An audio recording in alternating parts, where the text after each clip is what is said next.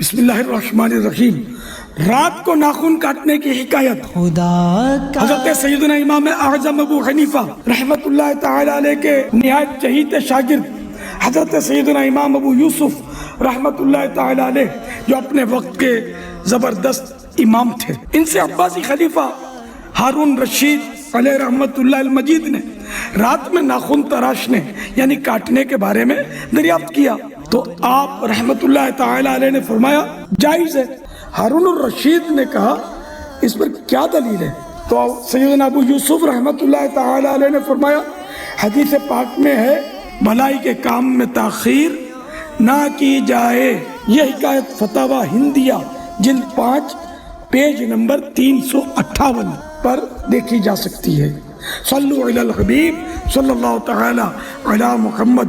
ناخن کاٹ لینے چاہیے، ناخن زیادہ لمبے نہیں کرنے چاہیے کہ لمبے ناخنوں پر شیطان بیٹھتا ہے۔ 40 دن تک ناخن نہ کاٹنا گناہ ہے۔ صلو علی الحبیب صلی اللہ تعالی علی محمد۔